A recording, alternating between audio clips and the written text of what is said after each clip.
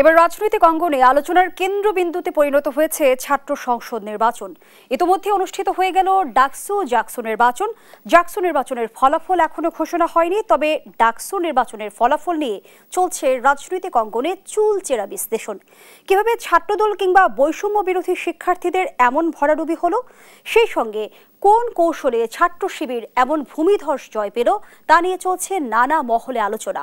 ছাত্র সংসদ নির্বাচনের রাজনীতির হিসেব নিকেশটা কেমন, সেই সমীকরণটা আজ বুঝতে চাই। দর্শক, আমি ফাইনাস জুই, সবাইকে আমন্ত্রণ জানিয়ে শুরু করছি দেশ টেলিভিশনের সাপ্তাহিক আয়োজন সপ্তাহের দেশ। আজকের আলোচনা আমরা স্টুডিওতে আমন্ত্রণ জানিয়েছি দুজন সম্মানিত অতিথিকে। চলুন একে একে পরিচিত হই। আছেন সাইফুল হক, সাধারণ সম্পাদক, বিপ্লবী ওয়ার্কার্স পার্টি। সেই সঙ্গে আরও আছেন গোলাম মাওলা রনি, সাবেক সংসদ সদস্য ও কলামিস্ট। দুজনকে আমন্ত্রণ জানাচ্ছি আজকের আলোচনায়। জনাব গোলাম মাওলা রনি, আপনাকে দিয়ে আলোচনাটা শুরু করি। যেমনটি বলছিলাম, রাজনৈতিক অঙ্গনে আলোচনার কেন্দ্রবিন্দুতে পরিণত হয়েছে ছাত্র সংসদ নির্বাচন। ছাত্র সংসদ নির্বাচনের রাজনীতির হিসেব নিকেশটা বুঝতে চাই। জাতীয় রাজনীতি কিংবা নির্বাচনে কি প্রভাব ফেলবে এই ছাত্র সংসদ? অন্য সময় যদি হতো ইন জেনারেল টাইম, তখন ডাকসুতে কে নির্বাচিত হলেন, কে ভিপি হলেন, এটি নিয়ে কোনো প্রশ্ন আসতো না। এই কারণে আমাদের দেশে যারাই ডাকসুতে ভিপি জিএস হয়েছেন, পরবর্তী জীবনে রাজনৈতিক জীবনে এসে তারা যে খুব বেশি সফল হয়েছেন তার কিন্তু নজির নেই। কিন্তু এবারের ঘটনাটা একটু ভিন্নটা হলো কয়েকটি কারণে। প্রথমত হলো যে আন্তর্জাতিক অঙ্গনে আপনি চিন্তা করুন, মার্কিন ডিপ স্টেটের কথা আমরা শুনছি। এরপর মার্কিন ডিপ স্টেট পলিসির সঙ্গে সঙ্গে বাংলাদেশ, নেপাল, শ্রীলঙ্কা, মালদ্বীপ, তারপরে পাকিস্তান, এই কটা রাষ্ট্রকে কেন্দ্র করে আমেরিকা, ভারত, এদের যে স্বার্থের টানাপোড়েন, এবং সেখানে মার্কিন ডিপ স্টেট, বিশেষ করে ডোনাল্ড লু ডক্ট্রিন বলা হয় যেটাকে, সেই ডক্ট্রিনের কবলে পড়ে শ্রীলঙ্কাতে সরকারের পতন হলো। তারপরে পাকিস্তান ইমরান খানের সরকারের পতন হলো। বাংলাদেশের শেখ হাসিনা সরকারের পতন হলো একই ঝড়ে। এবং ঠিক সেই ঝড়টি এইবার এসে আবার নেপালে সরকারের পতনটা ঘটিয়ে দিল। বলা হচ্ছে এই যে চীনপন্থী একটা সরকার, এই সরকারের পতন ঘটানোর জন্য ভারত এবং আমেরিকা যুগপৎভাবে এখানে কাজ করেছে। আবার বাংলাদেশে যদি আপনি শেখ হাসিনার পতনকে আপনি এই বর্তমান সময়ের সঙ্গে তুলনা করেন, তাতে স্পষ্টতই বোঝা যাচ্ছে যে এখানে মার্কিন ডিপ স্টেট পেছন থেকে বা সামনে যাতে কাজ করছে, তাদের দুটো বন্ধু রাষ্ট্র ভারত এবং পাকিস্তানকে এখানে ওপেন, যাকে বলে টেন্ডার দিয়ে দিয়েছে যে তোমরা যে জিতে আসতে পারো সেই আমার। তো সেক্ষেত্রে ভারত শেখ হাসিনাকে নিয়ে, আওয়ামী লীগকে নিয়ে বসে আছে দিল্লিতে, সেখানে রাগ হচ্ছে। ওখানে বসে একবার নরেন্দ্র মোদী, একবার জয়শঙ্কর, একবার আওয়ামী লীগের নেতাকর্মী ফুসফাস করে বাংলাদেশকে অস্থির করার চেষ্টা করছে। মাঝে মধ্যে এখানে একটা ঝটিকা মিছিল, ওখানে একটা ঝটিকা মিছিল, সেটা আবার ফেসবুকে দিয়ে মেরে ফেলবো, কেটে ফেলবো, খেয়ে ফেলবো, হালুম ইত্যাদি নানা রকম তারা আওয়াজ তুলছে। আর অন্যদিকে পাকিস্তান বা আইএসআই বা তাদের যে রাজনীতি, তার সঙ্গে সঙ্গে এখানে তাদের যারা মিত্র, বিশেষ করে ডক্টর মোহাম্মদ ইউনূস এবং এখন জামাত ইসলামী, তারা ওই আওয়ামী লীগের মতো বা ভারতের মতো শব্দ করেনি। শব্দ না করে মানুষের মনোজগতে এরকম একটা তোলপাড় করা পরিবর্তন এনে দিয়েছে, যেটা যে ন্যারেটিভটি আমরা 1971 সন বা তারও আগের থেকে মুক্তবুদ্ধি, বিশ্ব মানবতা, ধর্মনিরপেক্ষতা, তারপর শেষে আরও অনেক কিছু, মুক্তিযুদ্ধ, এই ন্যারেটিভগুলোর জন্য ঢাকা বিশ্ববিদ্যালয়ের যে চত্বর, এই চত্বরকে মনে করা হতো যে একটা উর্বর ভূমি। এখানে যদি কেউ একটা কবিতা রচনা করে আর সেই কবিতা পাঠ করে, মনে হতো যেন বাংলাদেশে বিরাট একটা বিপ্লব হয়ে গেল। এখানে যে পতাকা উত্তোলন হয়, পতাকার রং রচিত হয়, এখানে পতাকার মানচিত্র তৈরি হয়, এই স্বাধীনতার পর থেকে দেখে এসেছি। তো সেই যে ন্যারেটিভগুলো, বাঙালি জাতীয়তাবাদ, বাংলাদেশি জাতীয়তাবাদ, সেই জায়গাতে এই প্রথম ইসলামাইজেশন চলে এসেছে, মুসলিম ব্রাদারহুড চলে আসছে, মুসলিম ভ্রাতৃত্ববোধ চলে আসছে, শরিয়া আইন এখন সামনে চলে আসছে, হিজাব এখন বাধ্যতামূলক, এই জিনিসগুলো চলে আসছে। এবং এর কারণে কি হচ্ছে, হিজাব বাধ্যতামূলক হবে কি না হওয়ার কোনো কারণ নেই। জামাত যদি ভবিষ্যতে ক্ষমতা আসে, তারা শরিয়া আইন করবে। শরিয়া আইন তো হিজাব ছাড়া শরিয়া আইন হবে না।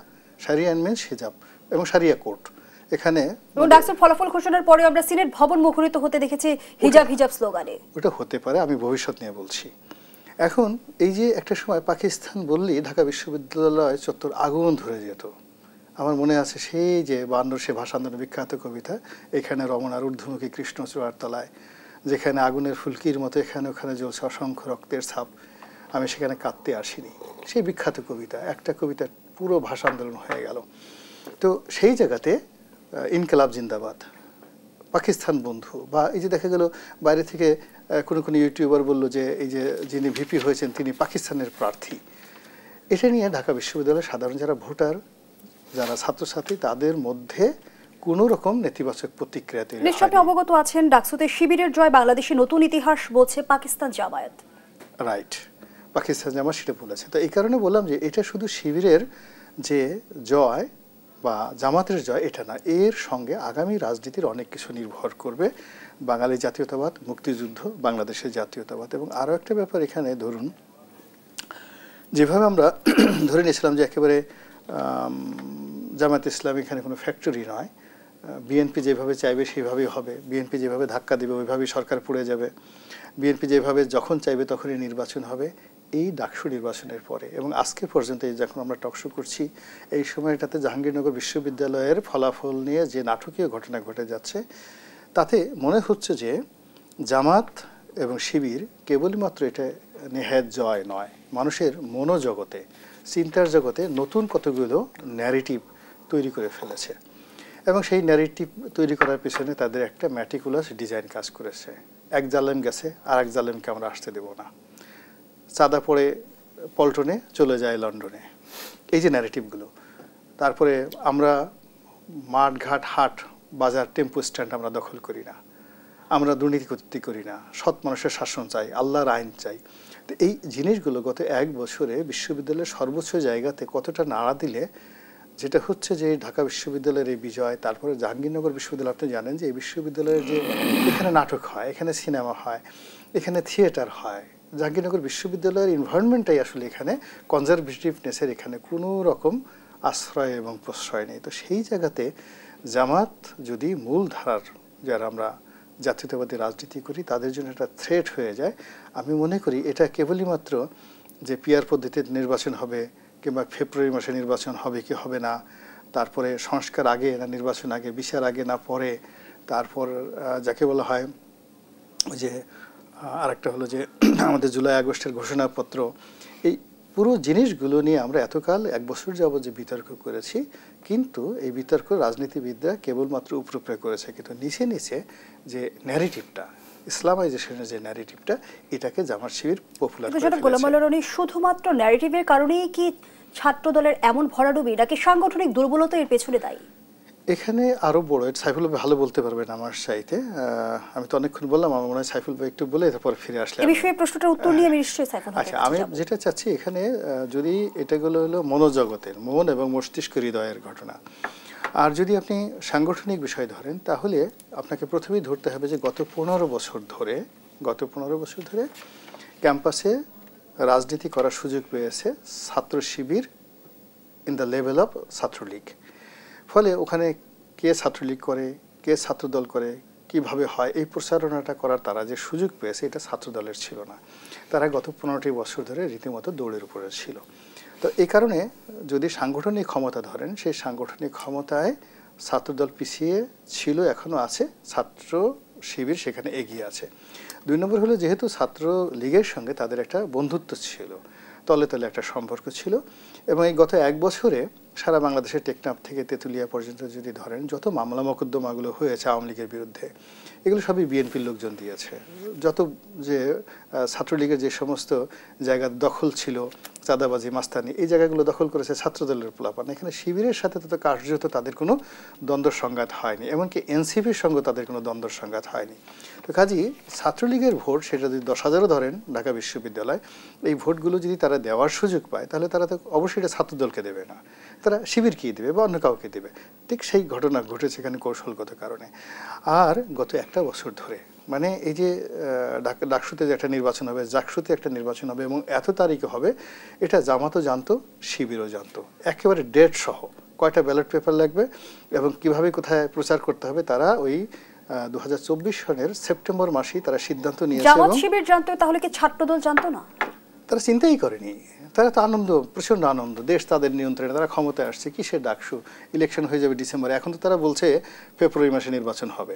কিন্তু তাদের তো পুরো মানে এই লন্ডন বৈঠকের আগ তাহলে কি পর্যন্ত প্রস্তুতির ঘাটতির কারণে জাকসু নির্বাচন বর্জন করেছে ছাত্রদল নাকি পরাজয় এড়াতে? পরাজয় এড়াতে। ধন্যবাদ জানাচ্ছি জনাব গোলাম মোল্লা রনি। সাইফুল হক, যেমনটি নাগরিক ঐক্যের সভাপতি ও সাবেক ভিপি মাহমুদুর রহমান মান্না বলেছেন, ডাকসু নির্বাচন জাতীয় নির্বাচনের প্রতিফলন করবে না। আমি দুবার ডাকসুর ভিপি হয়েছি, খুব পপুলার ছিলাম ছাত্রদের মধ্যে, কিন্তু আমার পলিটিক্যাল পার্টি হয়নি, আমি তো ক্ষমতায় যাইনি, আমার পার্টি তো ক্ষমতায় যেতে পারেনি। ডাকসুতে জিততেই যে তারা জাতীয় রাজনীতিতে বিরাট কিছু করে ফেলবে সেরকম নয়। জানতে চাই, শিবিরের ঐতিহাসিক জয় নিয়ে নানামুখী বিশ্লেষণ চলছে, চুলচেরা বিশ্লেষণ করছেন কেউ কেউ, জামায়াতের রাজনীতিতে কি প্রভাব ফেলবে? আপনাকে ধন্যবাদ প্রিয়ভাজন গোলাম মোল্লা রনি। দেশ টিভির এই অনুষ্ঠান যারা দেখছেন আপনাদেরকে শুভেচ্ছা এবং সালাম জানাই।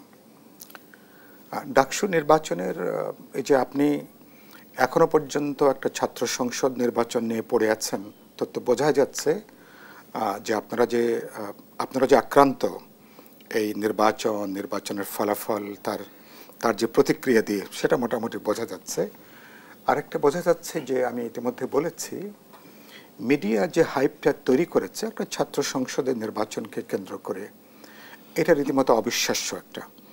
এটাকে অনেকটা যেন রাষ্ট্র ক্ষমতা দখলের একটা নির্বাচন, এই ডাকসু বা জাকসু নির্বাচন, এটা যেন রাষ্ট্র ক্ষমতায় কারা যাবেন বা কারা দখলে নেবেন তার জন্য এক ধরনের ড্রেস রিহার্সাল, এরকম একটা হাইপ কিন্তু সোশ্যাল মিডিয়া, আপনারা টেলিভিশন, সংবাদপত্রগুলো এটা আপনারা নিয়ে আসছেন।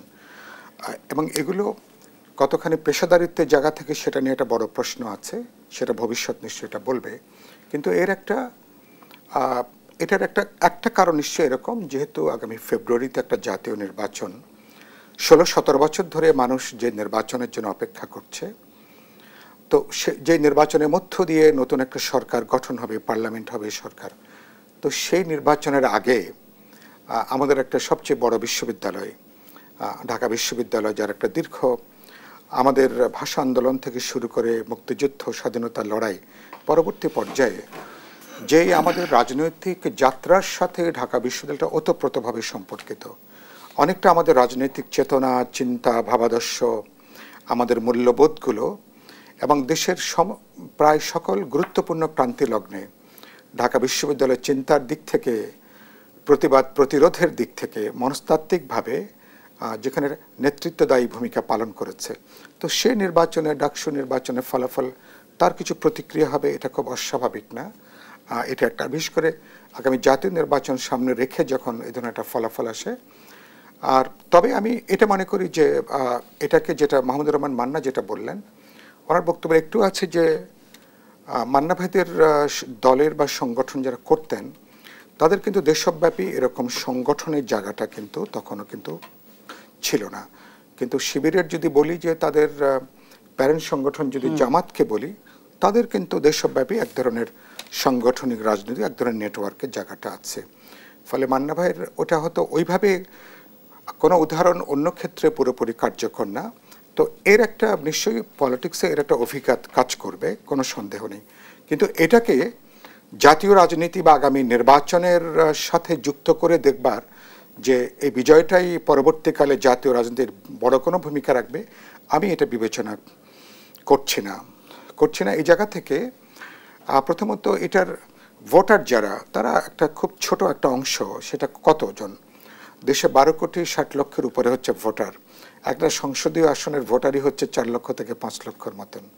তো ফলে এর একটা ইম্প্যাক্ট, ধরুন ঢাকা বিশ্ববিদ্যালয়ে যদি ধরে নিই, ছাত্র শিবির তো নিজের নামে ইলেকশন করেনি, আজ যেটা গোলাম মোল্লা রনি বলবার চেষ্টা করলেন, তাদের বহু বছরের তাদের লেগে থাকা একটা কাজের, তারা ইঞ্চিতে তারা যে কাজ করেছেন এবং তারা যে কৌশলে তারা নিয়েছেন, এটা গুপ্তভাবে তারা ছাত্রলীগের বুকে পিঠে কোলের মধ্যে থেকে যেভাবে তারা কাজ করে এসছেন এবং গত 1 বছরও একইভাবে, এবং এই কাজ করতে যেয়ে কিন্তু অন্যান্য ছাত্র দল সহ অন্যান্য সংগঠন কিন্তু তারা প্রায় উচ্ছেদই তারা কিন্তু ছিলেন শিক্ষাঙ্গন থেকে, বিশ্ববিদ্যালয় থেকে।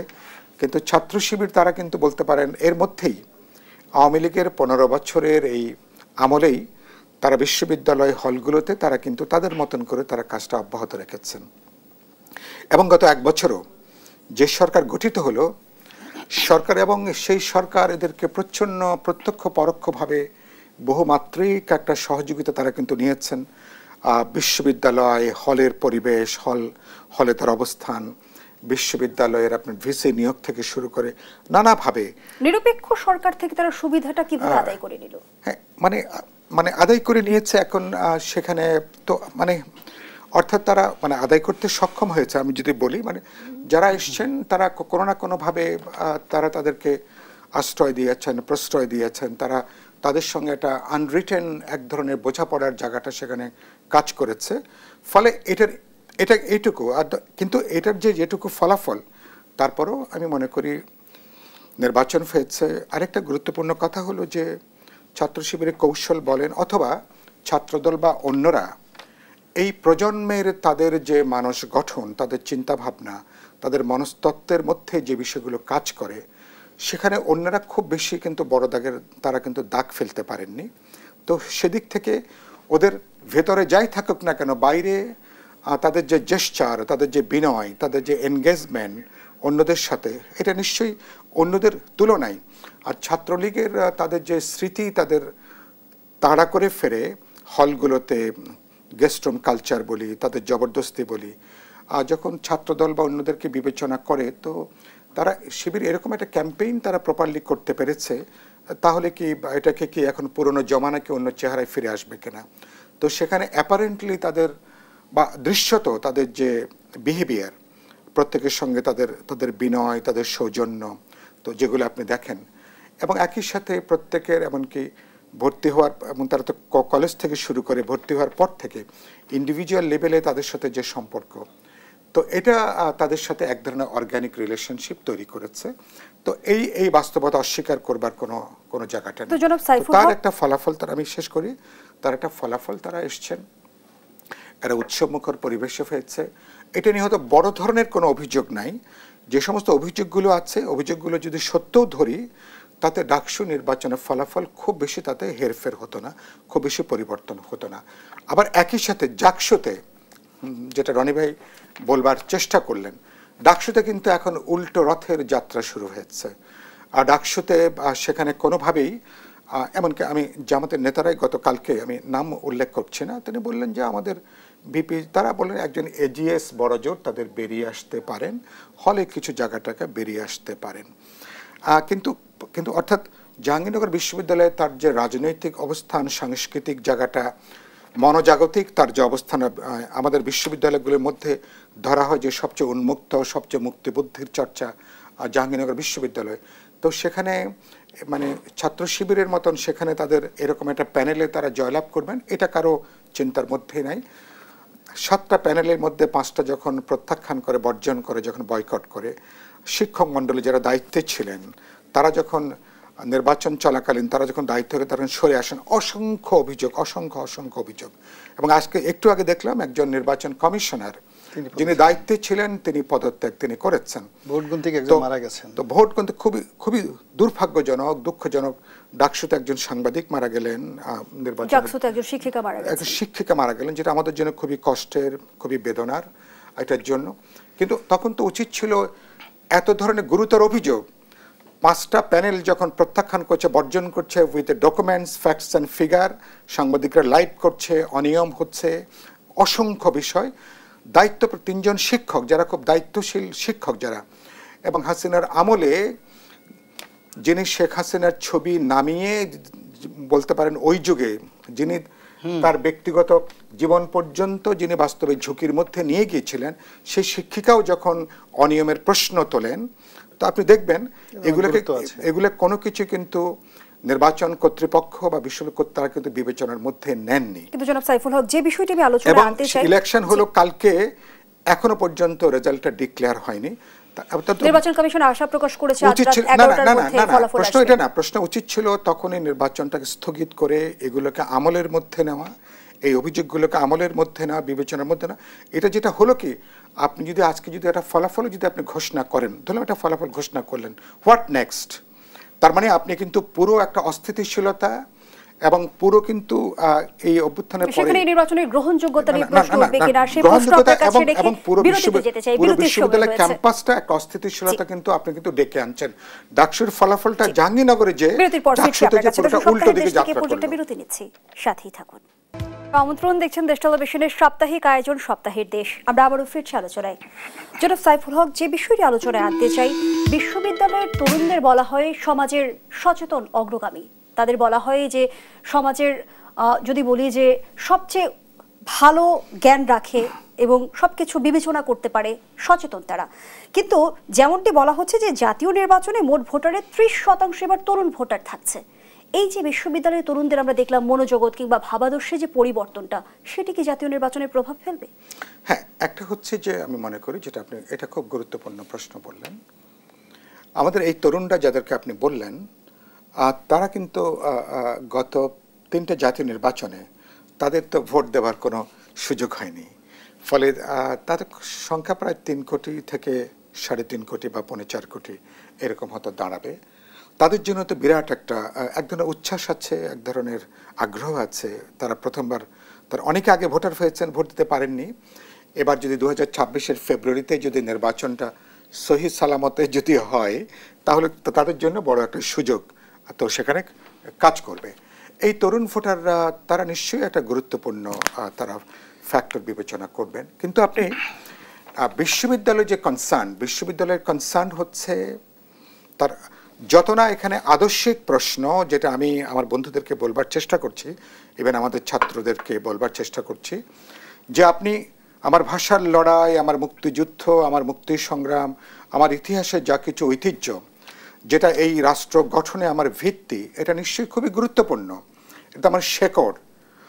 কিন্তু তার সাথে যখন আপনি কথা বলছেন, এই 2024-25 সালে যখন আপনি কথা বলছেন, তখন এই জুয়ের মনোজগতে কি চলছে বা আপনার চিন্তার জায়গাটা, আপনি একজন বিদ্যার্থী, আপনি শিক্ষার্থী, আপনার শিক্ষা জীবন, আপনার পরিবার, এরপর আপনি পাশ করবেন, এরপরে আপনার সমাজ, আপনি নিজের পায়ের উপরে দাঁড়াবেন, কেমন?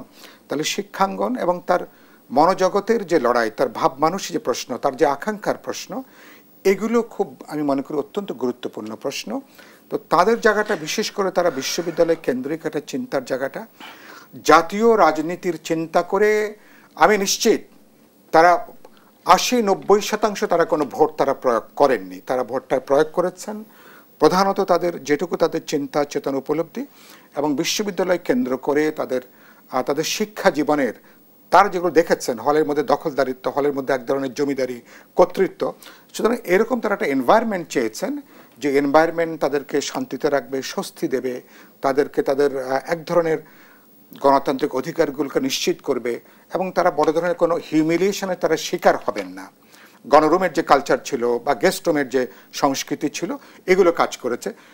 যখন আপনি এই তরুণরা যখন রাজনৈতিক দলকে তারা বেছে নেবেন, তারা নিশ্চয়ই সামগ্রিকতার বিবেচনা তারা কিন্তু কাজ করবেন, রাষ্ট্র ক্ষমতার প্রশ্নে তারা বিবেচনা করবেন। তো সেই জায়গা থেকে এই জায়গা থেকে বলছি, বিশ্ববিদ্যালয় এই জায়গাটা ডিরেক্টলি এটা জাতীয় নির্বাচনে বড় কোনো ইম্প্যাক্ট পড়বে এরকম সহজ সমীকরণ না করাটা ভালো। এটা একটা ফ্যাক্টর হতে কাজ করতে পারে। জনাব গোলাম মোল্লা রনি, যেমনটি প্রধান উপদেষ্টা জানিয়েছেন, ফেব্রুয়ারিতে নির্বাচনের কোনো বিকল্প আমাদের হাতে নেই। অন্যদিকে আবার প্রধান উপদেষ্টার প্রেস সচিব জানিয়েছেন জাতীয় সংসদ নির্বাচন কেমন হতে পারে, ডাকসু নির্বাচন তার একটি বড় টেস্ট ছিল, সেই টেস্টে সরকার কত পেল? 100-তে 100 পেল, একেবারে একটুও কম নয়। এর কারণ হলো নির্বাচনটা এত সুন্দর হয়েছে যে পুরো ঢাকা বিশ্ববিদ্যালয় চত্বরে নির্বাচনের দিন সন্ধ্যা পর্যন্ত একটা উৎসবমুখর পরিবেশ বিরাজিত ছিল। তো সেখানে মারামারি, হানাহানি, কাটাকাটি হতে পারতো, অতীতে যেভাবে হয়েছে সেটা হয়নি। এটা সরকারের একটা কৃতিত্ব, বা যারা এই নির্বাচনের মাস্টার মাইন্ড ছিলেন, যদি সরকার মাস্টার মাইন্ড হয় তাদের এটা একটা জায়গায় মানুষকে একটা সুখের আবেশে, স্বপ্নের আবেশে ভাসিয়ে রাখতে পেরেছিল ভোটারদেরকে। 2 নম্বর হলো যে এখানে যারা অবতীর্ণ হয়েছিলেন ভোট যুদ্ধে, তাদের মধ্যে এমন একটা বিশ্বাস এখানে ঢুকিয়ে দেওয়া হয়েছিল যে এখানে কেয়ামত হয়ে যাবে, কিন্তু ব্যালট বাক্স ছিনতাই হবে না এবং আপনারা যার যার কর্ম অনুযায়ী ভোট পাবেন। এই দুটো বিষয়। এরপর সর্বোপরি হলো এই ভোটটা যখন ঘোষণা করা হলো, সুন্দরভাবে ঘোষণা করে দেওয়া হলো, ঘোষণা করে দেওয়ার পরে সবাই সেটা মেনে নিল। অসাধারণ একটা শান্তির পরিবেশে স্বয়ং তারেক রহমান সাহেব এখানে অভ্যর্থনা জানাইছেন কিনা আমি বলতে পারবো না, তবে তার যে রাইট হ্যান্ড সালাউদ্দিন সাহেব, তিনি চমৎকার ভাষা শব্দশৈলী দিয়ে যারা নবনির্বাচিত তারা আবার এখানে তাদেরকে আহ্বান জানিয়েছেন। তো কাজেই এটা একটা মডেল, জাতীয় নির্বাচনের একটা মডেল, এবং এটা অবশ্যই সরকারের একটা কর্তৃত্ব। তারপরে যারা বিজয়ী হয়েছেন তাদের কতগুলো জিনিস, যেমন তারা ভিপি নুরুকে দেখতে গেছেন। তো নুরুকে দেখতে গিয়ে তারা মোনাজাত করেছেন, কান্নাকাটি করেছেন নুরুর জন্য। এখন নুরুকে অনেকে দেখতে গেছেন, যাকে বলা হয় বিএনপির অনেক বড় বড় নেতা গেছেন, কিন্তু কেউ তার জন্য কাঁদেনি, চোখের পানি ফেলেনি। ফলে নুরুর দল বা নুরুর যারা লোকজন আছেন তারা যখন দেখলো যে এই নবনির্বাচিত ভিপি মোনাজাত করতে গিয়ে তার জন্য কেঁদে দিল, তো এটা কিন্তু আলটিমেটলি একটা নতুন ল্যান্ডমার্ক উদাহরণ। এরপর তারা শহীদ বুদ্ধিজীবী দের মাজারে গেলেন, রায়ের বাজারে গেলেন। তো এখানে ধরে নেওয়া হয় যে বুদ্ধিজীবীদেরকে বলা হয় যে রাজাকার আলবদররা খুন করেছে। তো সেখানে সেই ন্যারেটিভটা ভেঙে তারা সেখানে গেলেন এবং সেখানে গিয়ে তারা মোনাজাত করলেন, আল্লাহর কাছে মোনাজাত করলেন। তারা যে ন্যারেটিভ ভেঙেছেন এমন কোনো ঘোষণা তো তারা দেননি। ভাঙার দরকার নাই, তো তাদের কর্মই তো। আপনি সেখানে উপস্থিত হলেন, তা তো না হলে আপনি কি করতেন? যদি বলতেন আমরা যাব না বা আমরা গেলাম, আমরা সেখানে গিয়ে ফুলের মালা দিয়ে আসলাম, কিন্তু তারা সেটা না করে কি করেছেন, বিদেহী আত্মার জন্য আল্লাহর কাছে দোয়া করেছেন। এখন আল্লাহর কাছে তারা কি বলেছেন আমি তো সেটা বলতে পারবো না, কিন্তু আমরা দেখেছি তারা দোয়া করেছেন। তো এই যে তাদের যে কর্মকাণ্ড, যা কিছু কর্মকাণ্ড, এই কর্মকাণ্ড অতীতে হয়নি কখনো। অতীতে যেমন যারাই ভিপিজিএস হয়েছে তারা এই কর্মকাণ্ডগুলো কখনো করেনি।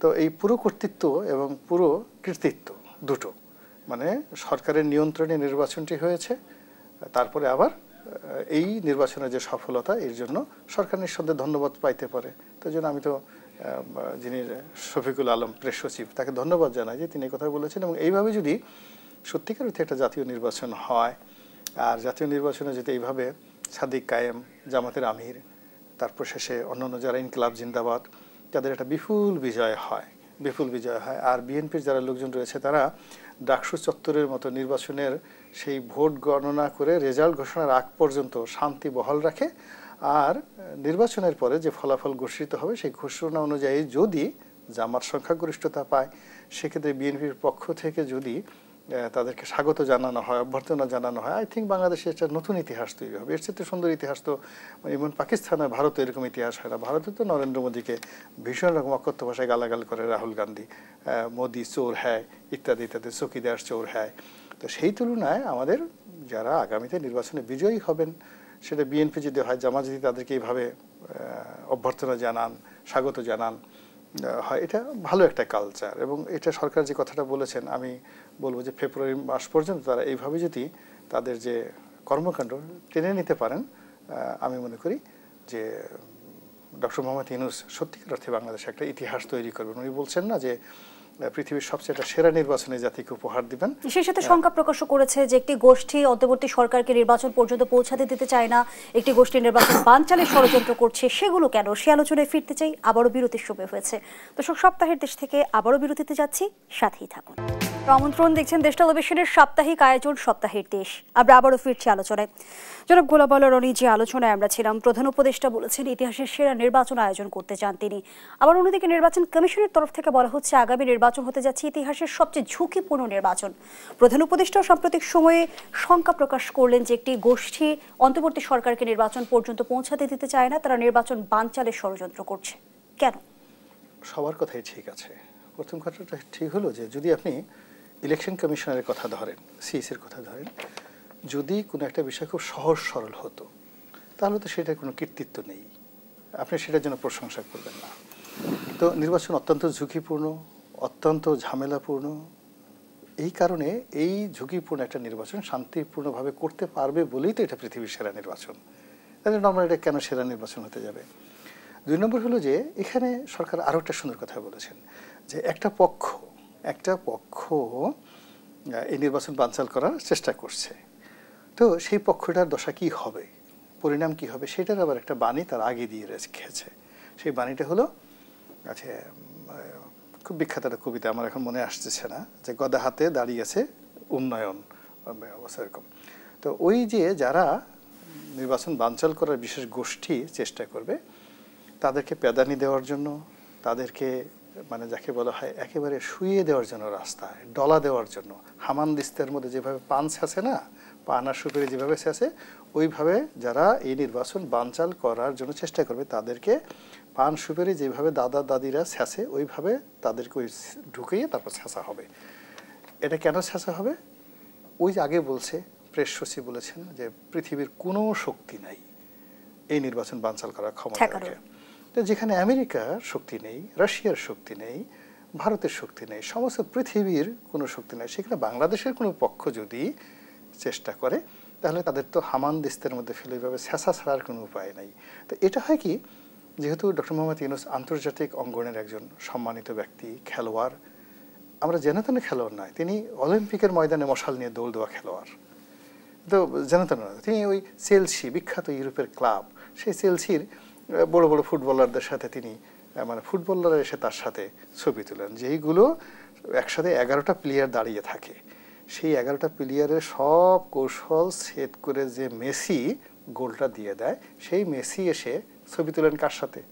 তারেক রহমান সাহেবের সাথে, জামাতের আমিরের সাথে না, ছবি তুলেন আমাদের ডক্টর মোহাম্মদ ইউনূসের সঙ্গে। উনি সারা জীবন গোল করে এসছেন, চমৎকারভাবে গোল করে এসছেন, এবং পৃথিবীতে যারা গোল করে, ডাইরেক্ট গোল করে, তাদের সঙ্গে ওনার বন্ধুত্ব।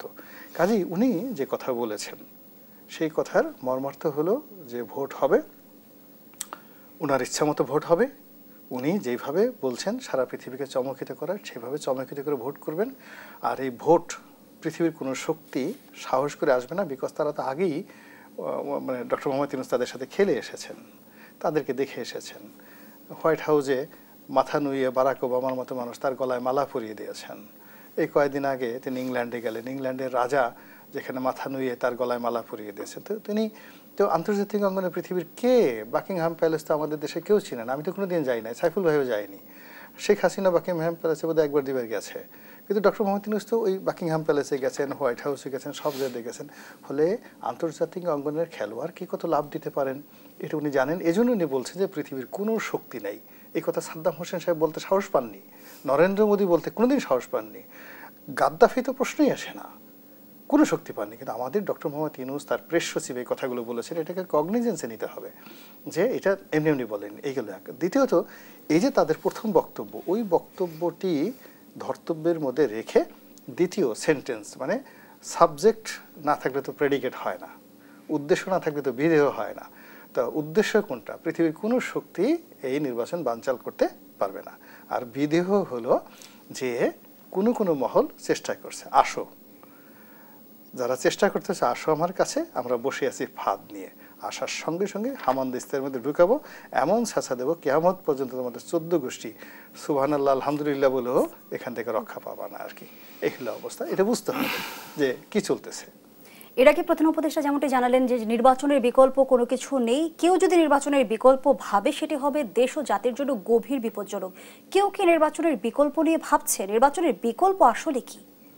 নির্বাচনের বিকল্প তো কিছু নেই। নির্বাচনের বিকল্প আর একটা তত্ত্বাবধায়ক সরকার, নির্বাচনের বিকল্প আর একটা অন্তর্বর্তীকালীন সরকার, তো নির্বাচনের বিকল্প আরেকজন ডক্টর মোহাম্মদ ইউনূস। কিন্তু এটা সম্ভব না। তো আমাদের বাংলাদেশের দূরের কথা, পৃথিবীর কোথাও তো ডক্টর মোহাম্মদ ইউনূস নেই, সেকেন্ড পিস নেই। তো যার জন্য নির্বাচনের বিকল্প বলতে যা বোঝায়, আমাদের দেশে তো এখন অ্যাজ পার কনস্টিটিউশন এখানে তো সামরিক শাসন সম্ভব না, সেনাবাহিনী আগ্রহ না। সেনাবাহিনী যদি আগ্রহ থাকতো তাহলে তো সমস্ত রাজনৈতিক দল, জনগণ আগস্ট মাসের 5 তারিখ 6 তারিখ মানে 8 তারিখ পর্যন্ত তারা চেয়েছে যে, বা মনে মনে আশা করেছে বা আতঙ্ক অনুভব করেছে এটা মার্শাল ল আসবে, জেনারেল ওয়াকারুজ্জামান ক্ষমতা গ্রহণ করবে। সেটা তো হয়নি। এবং এখনও পর্যন্ত সেনাবাহিনী দেখেন পথে ঘাটে কত কষ্ট করছে, কত মানুষ তাদেরকে নানাভাবে লাঞ্ছনা দিচ্ছে, গঞ্জনা দিচ্ছে। অনেক অফিসার বলছে জানো আমার ম্যাজিস্ট্রেসি পাওয়ার আছে, তারপরেও অনেক মানুষ রাগ হয়ে সেই ম্যাজিস্ট্রেসি পাওয়ারকে তারা কেয়ার করছে না। এত কিছু করেও তারা সরকারের প্রতি আনুগত্য প্রদর্শন করছে। ফলে সেনাবাহিনীতে ক্ষমতা আসার কোনো লক্ষণ নেই। বাইরে যেটা আসবে সেটা হলো ডক্টর মোহাম্মদ ইউনূসকে চ্যালেঞ্জ জানিয়ে তারপরে তাকে কৌশলে পরাজিত করে, অথবা বিদেশি কোনো শক্তির যাকে বলা হয় আশ্রয় প্রশ্রয় নিয়ে ডক্টর মোহাম্মদ ইউনূসকে ক্ষমতাচ্যুত করে তত্ত্বাবধায়ক আসবে বা নতুন একটা অন্তর্বর্তীকালীন সরকার আসবে। তো এটা তো আসলে এখন যারা আছে, আপনি চিন্তা করেন বাংলাদেশে ডক্টর মোহাম্মদ ইউনূস বা তার যারা মন্ত্রী পরিষদে যে সমস্ত লোকজন আছে তাদেরকে আউস্ট করতে পারে, চ্যালেঞ্জ জানাতে পারে, আপনি লোক দেখান তো আমি সাইফুল ভাই পোস্টে আসি কেমন স্মরণ করলে তো আমাদের রাজনৈতিক অঙ্গনে আলোচনাটা চলছে যে পতিত স্বৈরাচার নির্বাচন বানচালের ষড়যন্ত্র করছে, ইতিমধ্যে এসআলম 2500 কোটি টাকা হস্তান্তর করেছে, ভারতের মাটিতে বসে এ ধরনের নীল নকশা করা হচ্ছে। পতিত স্বৈরাচার আসলে কতটা সুসংগঠিত, তারা আসলে নির্বাচন বানচালের সক্ষমতা রাখে কি? আমি বলি এস আলম যদি 2500 কোটি তো দূরের কথা 25,000 কোটি টাকাও দেয়, ওই টাকা বুড়িগঙ্গা দিয়ে ফেলে দিলে টুস করে একটা শব্দ হবে, এর বাইরে অন্য কোনো কাজ হবে না। এই মুহূর্তে যেটা আছে সেটা হলো যে পুরো রাষ্ট্রশক্তি ডক্টর মোহাম্মদ ইউনূস তখন আসেন না, উনি তখনও প্যারিসে, সরকার শপথ নেয়নি, পুরো আওয়ামী লীগের প্রশাসন রাস্তায় খালি এনসিপির ছেলেরা, এই ভয়ে যেখানে সবাই পালায়ে গেছে। আর সেখানে এখন যমুনা ভরা গম গম করে লোকজন, সরকারের কত ক্ষমতা, তাদের এত উন্নয়ন, ডাকসুতে জয়লাভ করলো, এখন পতিত স্বৈরাচার বাংলাদেশে আসবে আর এস আলম এখানে টাকা দিবে, এটা তো তার নিজের মানে দুর্নীতি দমনে মামলা হচ্ছে প্রতিদিন, যাকে বলা হয় একটার পর একটা তার সমস্যা আছে, এগুলো কাটিয়ে সে নিজে ইয়ানফসি করতে করতে সারাদিন দোয়া ইউনূস বোধহয় সে তসবি, আপনি দেখবেন যে ওই 1 লাখ বিসি সহ তসবি, এরকম একটা তসবি সে সৌদি আরব থেকে আনছে, সারাদিন সে শুধু দোয়া ইউনূস পড়তেছে, তার নিজের জীবন বাঁচাতে বাঁচাতে তার জান বের হয়ে যাচ্ছে মানে এস আলমের। তো সেখানে সে টাকা দিবে শেখ হাসিনাকে, আবার শেখ হাসিনা সেই টাকা দিয়ে ঢাকা শহরে ডক্টর ইউনূসকে উল্টেই দিবে। এটা মানে পিছনে ওই যে মানে শুয়ের পিছন দিয়ে উট ঢোকা যেভাবে অসম্ভব, ওইরকম অসম্ভব। ধন্যবাদ জানাচ্ছি জনাব গোলাম আলা রনি। জনাব সাইফুল হক, জুলাই সনদ বাস্তবায়নের 4টি পদ্ধতির প্রস্তাব দিয়েছে জাতীয় ঐকমত্য কমিশন। গণভোট, বিশেষ সাংবিধানিক আদেশ, অধ্যাদেশ ও নির্বাহী আদেশের মাধ্যমে জুলাই সনদ বাস্তবায়নের কথা বলছে তারা। যদিও আমরা দেখছি যে রাজনৈতিক দলগুলো আলাদা আলাদা মতামত দিয়েছে, তাহলে আসলে জুলাই সনদের ভবিষ্যৎ কি?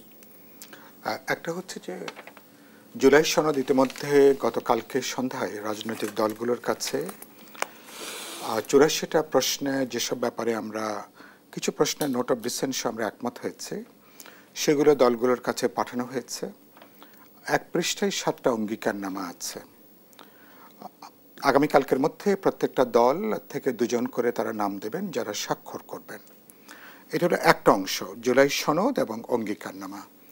আরেকটা হচ্ছে বাস্তবায়নের যে পদ্ধতি। গতকালকে ঐকমত্য কমিশনের সারাদিনব্যাপী যে বৈঠক যেটা হয়েছে, সে বৈঠকটা হয়েছে প্রধানত বাস্তবায়নের পদ্ধতি। আপনি যেগুলো উল্লেখ করলেন সেটা নিয়ে দলগুলোর মধ্যে যথেষ্ট মতবিরোধ আছে, মত পার্থক্য আছে। এটা নিয়ে দলগুলোর আমি নিজেও বক্তব্য রেখেছি, বিভিন্ন দলের নেতারা যারা ছিলেন তারা সেখানে বক্তব্য রেখেছেন। এটা ভবিষ্যৎ প্রথমত স্বাক্ষরটা এটা একটা প্রশ্ন, সনদ এবং অঙ্গীকারনামা, বাস্তবায়নটা এই মূল ডকুমেন্টসের অংশ না, এটা তার বাইরের একটা অংশ। এটা কার্যত ঐকমত্য কমিশনের দায়িত্বের এখতিয়ারের মধ্যে কিন্তু এটা ছিল না। পরে একটা আলোচনা হয়েছে শেষ দিনে গত 31শে জুলাইতে যে কিভাবে বাস্তবায়ন হবে, এটা নিয়েও আমরা একটু আলাপ আলোচনা করি। তো দেখা যাচ্ছে সে ব্যাপারে আমরা ঐকমত্য জায়গাতে আসতে পারিনি। সেদিক থেকে আপনি এটা যে কোনো সংবিধান যখন পরিবর্তন করবেন, সংবিধান পরিবর্তন তো করবে জনগণের নির্বাচিত প্রতিনিধিরা, যাদের পপুলার ম্যান্ডেট আছে, মানুষ যাদেরকে ইলেক্ট করবে, পার্লামেন্ট গঠন করবেন, যে পার্লামেন্টে মানে সংবিধান সংশোধনের যে প্রশ্ন। তো আপনি তো বললেন না যে মানে গণভোটের, না আপনি একটা বলেন গণভোটে এতগুলো প্রশ্নে যেখানে নোট অফ ডিসেন্ট আছে, এতগুলো নোট অফ ডিসেন্ট রেখে গণভোটে যাওয়ার প্রশ্নটাই অবান্তর। আবার যারা সংবিধান সভার নির্বাচনের কথা বলছেন, জাতীয় সংসদ নির্বাচনের আগে গণপরিষদ নির্বাচন, সেটা হয় কখন? দেশে যখন কোনো সংবিধান থাকে না। তা আমরা তো একটা সংবিধান শূন্য অবস্থার মধ্যে নেই। সংবিধান আছে, সংবিধানে অনেক সমালোচনা আছে, আপত্তি, তার অগণতান্ত্রিক ধারা আছে, যেগুলো পরিবর্তনের জন্যই তো আলাপ আলোচনা হচ্ছে। যে জন্য আমরা 19টা প্রশ্নে আলাপ আলোচনা করেছি। কিছু প্রশ্নে সাধারণ আমরা একমত হয়েছি, কিছু প্রশ্নে আপত্তি সহকারে সিদ্ধান্ত হয়েছে।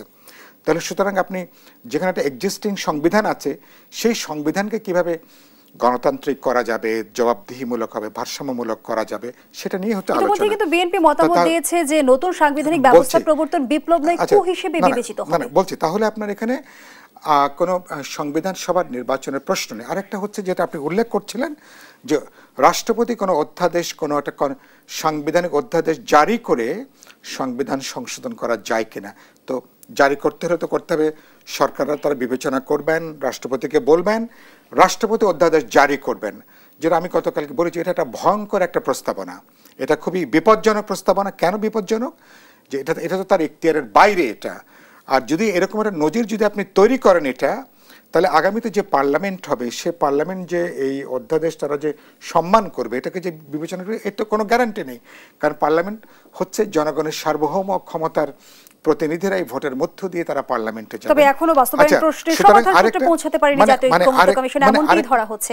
আমরা আমাদের আয়োজনের একেবারে শেষ পর্যায়ে যদি 30 সেকেন্ডে শেষ করতে বলি, সেই বাক্যটা বলি। সুতরাং এই জন্য রাষ্ট্রপতির অধ্যাদেশ যে এটাকে কার্যকারী করবার কোনো প্রশ্ন নেই।